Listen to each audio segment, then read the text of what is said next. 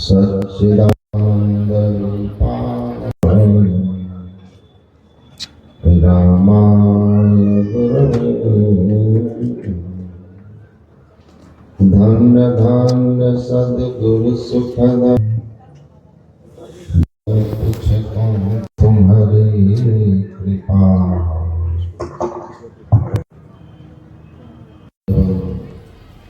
पूज्यपाद गुरुचरण श्री स्वामी श्री परमोज जी महाराज के पावन पाद पद्मों में नमन। इस पावन मंच पर विराजमान पूज्यपाद डॉक्टर स्वामी निर्मलानंद जी महाराज एवं सभी संत समाज के पावन चरणों में नमन।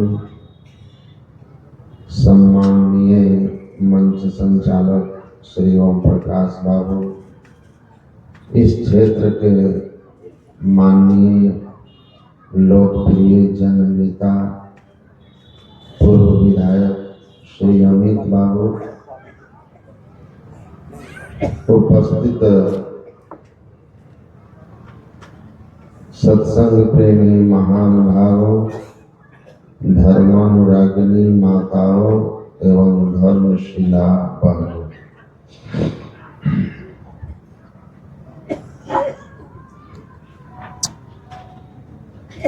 हमारा नहीं तो ना ही ईश्वर स्वरूप को समझते हैं, ना ही अपने स्वरूप समझते। यह उतना ही नहीं है जितना एक बड़ा से बड़ा डॉक्टर जानता है। डॉक्टर इस शरीर के केवल ऊपरी तल को जानते हैं, जिसको स्थूल देह कहते हैं।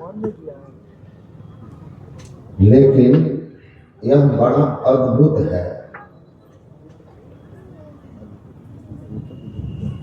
यह देव दुर्लभ ऐसे ही भगवान राम के द्वारा नहीं कहा गया है कि सुर दुर्लभ सब ग्रंथ ही गाओ। हम लोग धर्म ग्रंथों में पढ़ते हैं इस शरीर की महिमा को। बिंदुनाद महालिंगम शिव शक्ति निकेतनम देहम शिवालयम प्रोक्तम सिद्धिदम सर्वदेहिना। यह शिवालय है, वैष्णवालय है। इसमें भगवान शिव और पार्वती हैं, भगवान विष्णु और लक्ष्मी हैं। इसमें परमात्मा है। देहस्था सर्व विद्याश्च देहस्था सर्व देवता देहस्था सर्व तीर्थानि गुरु वाक्य में लभ्यते। सारी विद्या तीर्थ सारे देवता इसी शरीर में। और कबीर साहब ने तो कहा, समुद्र बूंद समाना समुद्र में यह जाने सब कोई, और समुद्र समाना बूंद में बूझे बिरला कोई। और गुरु नानक देव जी कहते हैं, सागर मही बूंद बूंद मही सागर, कौन बुझे विधि जाने। बूंद में समुद्र में बूंद समाता है, यह तो सब जानते हैं। लेकिन बूंद में सारा समुद्र समा जाता है, यह कोई बिरला ही जानता है। इसी को धर्म ग्रंथ में कहा, ब्रह्मांड लक्षणम सर्वदेह मध्य व्यवस्थित। संपूर्ण ब्रह्मांड अपने अंदर में है। हम लोग सुनते भी हैं, जो पिंड में वही ब्रह्मांड में। यत् पिंडे स ब्रह्मांड में। और गुरु महाराज कहते हैं कि जोई पिंडे सोई ब्रह्मांड अंतर कछुआ है। ये कितना आश्चर्य की बात है। किसी सामान्य आदमी को यह कहा जाए कि संपूर्ण विश्व ब्रह्मांड, यही घट चंदा यही घट सूर्य, यह जो बाहर का आप अनंत ब्रह्मांड देख रहे हैं, ग्रह नक्षत्र तारे देख रहे हैं, वे सबके सब इस छोटे से शरीर में समाये हुए हैं। तो यह कितने आश्चर्य की बात है। रहीम अकबर बादशाह के दरबार में थे, सेनापति थे, और एक बड़े कृष्ण भक्त कवि भी थे, संत भी थे। उन्होंने लिखा है, बूंद भी समुद्र समान, यह अचरज का से कहो, हिरण हार हैरान, रहीमन अपने आप में। रहीम कहते हैं कि यह शरीर एक बूंद की तरह है, अब विश्व ब्रह्मांड समुद्र की तरह, लेकिन इस छोटे से बूंद रूपी शरीर में संपूर्ण ब्रह्मांड है। यह जब हम अवस्था को प्राप्त किए, ऐसी अवस्था में गए जब हमने इस शरीर में ही संपूर्ण ब्रह्मांड को देखा, तो मैं स्वयं ही आश्चर्य से भर गया। मैं स्वयं ही यकीन नहीं कर पा रहा, तो कोई दूसरा जो इस अनुभव से नहीं गुजरा है, उसको कैसे विश्वास दिलाया जाए। राम तीर्थ अपने देश के एक बहुत बड़े सन्यासी हुए, जिन्होंने स्वामी विवेकानंद की तरह दुनिया में, खास करके अमेरिका और जापान में, इस भारत के अध्यात्म ज्ञान का प्रचार किया। उन्होंने भी लिखा है कि when I turned the body of sea, a strange came into light. The kingdom of God is within.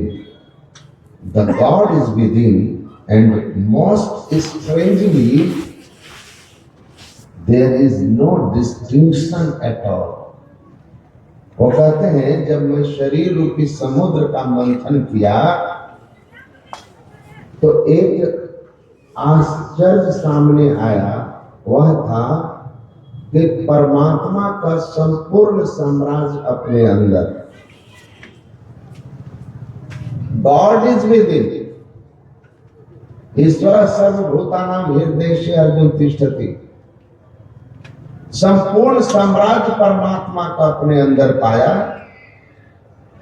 अपने अंदर ईश्वर को पाया, और सबसे बड़ा आश्चर्य कि मैं अपने आप को ही ईश्वर के रूप में पाया।